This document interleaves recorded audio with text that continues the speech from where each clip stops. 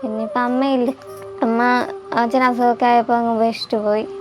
ഞങ്ങൾ 3 മാത്രമേ ഉള്ളൂ. കുറച്ച് ദിവസമായിട്ട് ഇങ്ങനെ കുറച്ച് നാൾക്ക് മുമ്പ് ഹാർട്ടിന് ഓപ്പറേഷനൊക്കെ കഴിഞ്ഞ്.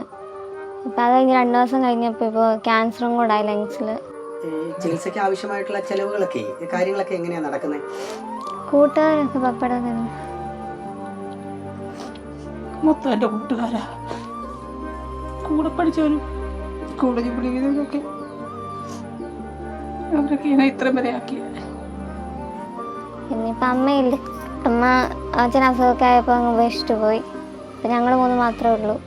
പ്രിയമുള്ളവരെ, ഈ വീടിൻ്റെ അവസ്ഥ, ഈ രക്ഷകർത്താവിൻ്റെയും ഈ 2 പെൺകുഞ്ഞുങ്ങളുടെയും അവസ്ഥ എങ്ങനെ പൊതുസമൂഹത്തോട് പറഞ്ഞു മനസ്സിലാക്കണമെന്ന് എനിക്കറിയില്ല.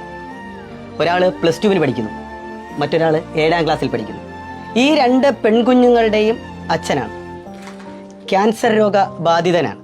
ഈ ദുരവസ്ഥയിൽ ഈ കുഞ്ഞുങ്ങളെ ഉപേക്ഷിച്ചിട്ട് മറ്റൊരു പുരുഷ സുഹൃത്തിനൊപ്പം ജീവിത സുഖം തേടി ഈ കുഞ്ഞുങ്ങളുടെ അമ്മ പോയി എന്നുള്ളത് പൊതുസമൂഹത്തോട് എങ്ങനെ വിളിച്ചു പറയും? പക്ഷേ ഈ വീടിൻ്റെ കണ്ണീർ കഥ പറയാതിരിക്കാൻ കഴിയില്ല. കാരണം ഈ വീടിൻ്റെ ദയനീയാവസ്ഥ പൊതുസമൂഹത്തോട് പറയുന്നത് ഏതെങ്കിലും മനസ്സും മനസാക്ഷിയുമുള്ള സുമനസ്സുകൾ സഹായിക്കാൻ വേണ്ടിയിട്ടാണ്.